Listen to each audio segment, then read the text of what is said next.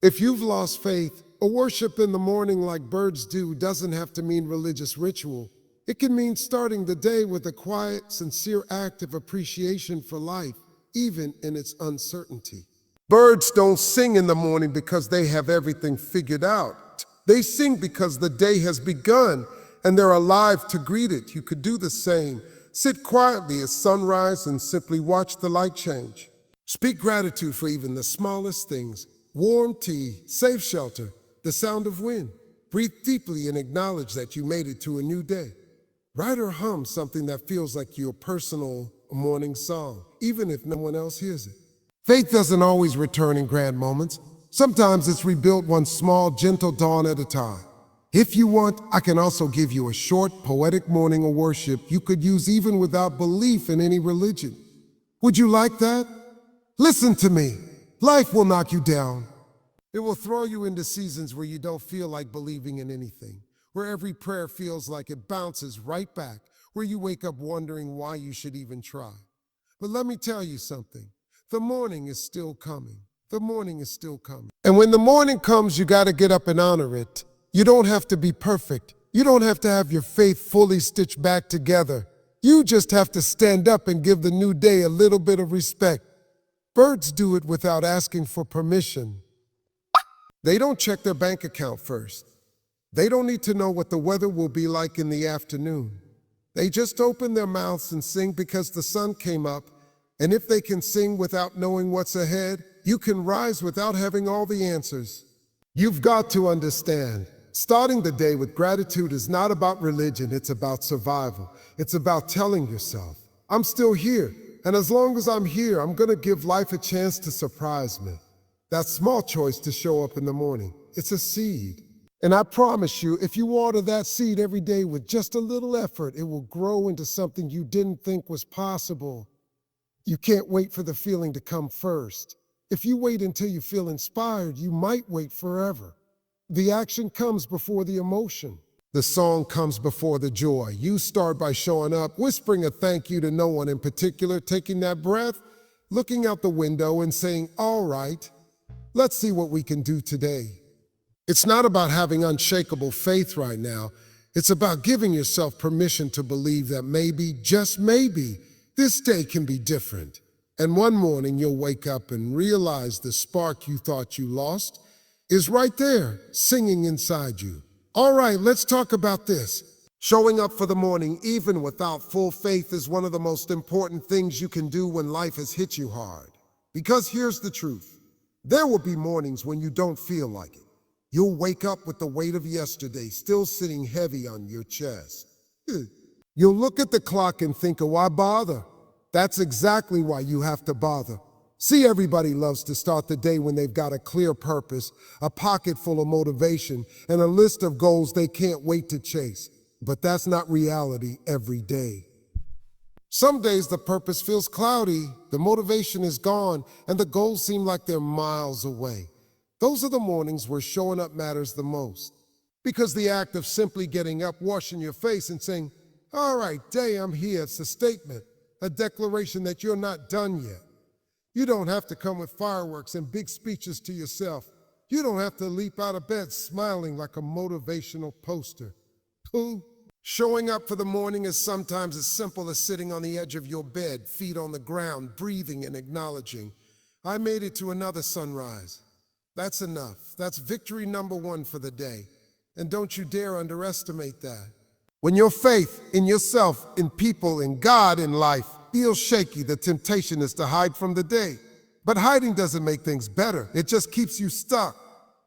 The morning is like a blank sheet of paper, and every day you get to decide whether you'll leave it blank or write something on it. Even if it's just one line, one small act, one phone call, one step outside, that's still something. And something is always better than nothing. Now, I know what you might be thinking, but I don't feel ready. Listen to me. You will almost never feel ready. Readiness is a myth. You become ready by starting. That's why birds sing at sunrise without knowing if the day will bring rain or predators or storms. They don't wait for certainty. They show up and do what they were made to do. You're no different. When you choose to honor the morning, even when you feel empty, you're telling life, You can throw what you want at me, but I'll still rise. That kind of stubbornness is powerful. Over time, it rebuilds something deep inside you. Because each day you show up, you're proving to yourself that you can. And that proof becomes the seed of renewed faith. Here's the thing, it's not about doing it perfectly. It's not about having all the answers. It's not about feeling like you've got everything under control. It's about the discipline of presence. You show up today and tomorrow and the next day until the act of showing up becomes a habit. And one day, without even realizing it, you'll wake up not just out of obligation, but out of genuine anticipation. So don't wait for the faith to return before you greet the morning. Greet the morning and watch the faith slowly come back to meet you. The sunrise doesn't need your belief to happen, but maybe, just maybe, your belief needs the sunrise. Let's talk about taking inspiration from birds. You've probably seen it 100 times. That first light in the morning and the air starts filling with songs. Those little creatures don't have alarm clocks, they don't have coffee, and they sure don't have a guaranteed plan for how the day's going to unfold. Yet they sing every single morning. And here's the kicker. They sing whether the sky is blue or covered in storm clouds. They sing whether they have a full belly or they've got to go searching for food. They sing because that's what they do when the day begins. Now think about that for a second. How many times have you delayed starting your day because you were awaiting for the right moment? How many times have you stayed in bed not because you were tired, but because you were thinking, I don't know if I can handle what's coming? Birds don't do that. They don't overthink the sunrise. They see the light, they feel the air shift, and they respond. There's a lesson in that, and it's not about pretending your problems don't exist. It's about choosing to begin anyway. Birds don't sing because everything is perfect. They sing because the morning is here and they've made it through the night. That alone is reason enough to celebrate. You've made it through your night too. Maybe a night of worry, a night of pain, or even a night of doubt. And if those little creatures can open their beaks and let out a sound of life after darkness, so can you. I'm not telling you to literally sing at sunrise. Unless you want to, then go for it. What I'm saying is create your own version of a morning song. Maybe it's brewing a cup of coffee and taking 3 minutes to just breathe. Maybe it's writing down one thing you're grateful for. Maybe it's stretching your body, stepping outside for a moment, or even just smiling at yourself in the mirror, no matter how you feel. That's your song. That's your signal to life that you're here and ready to participate. The beauty of birds is they live in the present. They're not worried about yesterday's storms, and they're not paralyzed by tomorrow's uncertainties. They give the morning what it deserves, a greeting. And that's something we forget as humans. We're so tangled up in the past or the future that we forget to simply acknowledge, today is here, I am here. Let's start. And here's the real magic. When you choose to sing to like the birds, even on the mornings when you feel heavy, you begin to shift your energy. You start training your mind to respond to life with openness instead of hesitation. You start building resilience without even realizing it. Every morning you show up with your version of a song, you're strengthening the muscle of hope. Because here's the truth. If you wait for the conditions to be perfect before you start, you'll be waiting forever.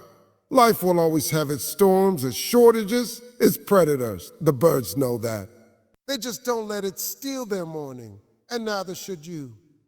So tomorrow, when that first light creeps into your room, take a breath and remember the birds. You don't have to know how the whole day will play out. You don't have to have every answer. You just have to greet the morning with something, a word, a thought, a gesture that says, I'm here. Let's go. That's the song that will carry you through the day. And over time, that song might just carry you back to the faith you thought you lost. Let's talk about this idea. Gratitude is survival.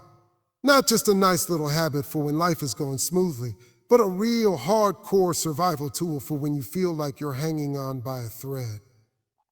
Because when you've lost your faith, when your confidence is low, when the future looks foggy, gratitude is the thing that keeps you from slipping completely into the dark. Now, I'm not talking about some fake over the top, but let me pretend everything is amazing kind of gratitude. I mean raw, honest, stripped down gratitude. The kind where you look around and say, okay, Maybe I don't have much right now, but I do have this. Another saw could be the smallest thing in the world. The fact that you woke up breathing, the fact that you've got something to eat, the fact that you can hear the sound of rain outside your window. Sometimes that's enough to keep you moving. Here's the truth. When life gets hard, your mind wants to focus on what's missing, what's broken, what's unfair. That's natural. But if you let your mind live there 24/7, you'll drown in it. Gratitude doesn't erase your problems. It just gives you a place to stand while you figure things out. It's like grabbing onto a rock in the middle of a rushing river. You're still in the water, but now you've got something solid to hold on to. Think about it like this. Gratitude is like oxygen for the soul. You can live without it for a while, but if you go too long without acknowledging what you do have, you start to suffocate emotionally. That's why some people lose hope so fast. They're only breathing in thoughts about what's wrong. Gratitude opens the window, lets some light in, lets some air in, and reminds you that even in the middle of the storm, there's still something worth noticing. You don't need a perfect morning to practice this. You don't need all your prayers answered. You don't need to have every relationship fixed or every bill paid. You can start exactly where you are, with exactly what you've got. And the more you do it, the more it changes your perspective. Because gratitude shifts your focus from I don't have enough to I have something to work with. And when you believe you have something to work with, you keep moving. I've seen people who have gone through the most unthinkable losses still find something to be thankful for. And that's not weakness, that's strength. That's strength. Because gratitude is not about ignoring the pain, it's about refusing to let the pain define your entire reality. When you say a thank you for something small, you're telling life, you can't take everything from me. I'll find something to hold on to. And here's the beauty. Gratitude grows. You start small, maybe with one thing a day, and before you know it, you're finding more and more reasons to keep going. That doesn't mean your problems vanish, but it does mean you stop feeling powerless. And when you stop feeling powerless, you start taking action. So tomorrow morning, before you grab your phone, before you let your mind start spinning with what's wrong, take a breath and name one thing you're thankful for. Out loud if you can. Doesn't matter if it's big or small. That's your anchor. That's your foothold. That's your survival. Because in the moments when faith feels far away, gratitude will keep you alive until faith decides to come back home. Let me tell you something that might change the way you think about getting your life back on track. Action comes before emotion. I know we've all been told, wait until you feel ready or find your motivation first. But here's the truth. If you sit around waiting for the perfect wave of inspiration to come and carry you, you're going to be sitting there a very, very long time. Life doesn't work like that. You don't wait to feel like it. You move first and the feelings catch up later. Think about how hard it is to get out of bed on a cold morning. You don't feel like getting up. You want to stay warm under the covers. But the moment you throw those blankets off and put your feet on the floor, something changes. You start moving and suddenly you're not thinking about how cozy the bed was. You're thinking about what's next. That's the principle. The action came first. The energy followed. When you've lost faith or motivation, your emotions are not going to be your best friend. They'll tell you to stay still, to hide, to wait until you feel better. But if you listen to that voice, days will turn into weeks, and weeks into months, and nothing will change. The way you break that cycle is by flipping it. You act first, even if it's small, even if it's clumsy, even if you don't have your whole plan figured out. Let me make this real for you. Say you've lost your belief in yourself. You don't feel confident at all. If you wait for confidence to magically appear before you take action, you're going to wait forever. But if you start doing small things that a confident person would do, standing up straight, speaking up in a meeting, finishing one small task, you start building confidence through action. And here's the beautiful part. The more you act, the more you feel. The emotion grows out of the behavior. Even gratitude works this way. You might not feel thankful when you wake up, but if you force yourself to write down one thing you appreciate, that action begins to shift your perspective. Same with hope. You might not feel hopeful at all, but if you take a step toward your goal, you'll create tiny moments of progress, and progress breeds hope. There's hope. This is why so many people stay stuck. They're waiting for the emotion to magically unlock the action, when in reality, the action is the key that unlocks the emotion. You have to move your body. Speak the words, do the thing, even when you don't feel like it. Especially when you don't feel like it. That's the moment that matters most. And I'm not talking about massive, life-changing moves overnight. I'm talking about small, consistent actions. Wash the dishes. Go for a short walk. Make the phone call you've been avoiding. Read a single page of the book. These are not just chores. They're signals to your brain that you are still in the game. And the more you send those signals, the more your mind starts to believe, okay, maybe we are moving forward.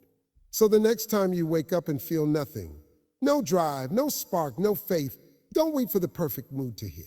Take the first step. It doesn't matter if it's tiny. Do it anyway. Because one small action can crack the door open for emotion to walk back in. And if you keep moving, those emotions will eventually stop trailing behind and start walking right alongside you. That's when you'll realize the secret. You didn't need to feel ready to start. You just needed to start to feel ready. Let's talk about this last point. Small daily choices plant seeds for change.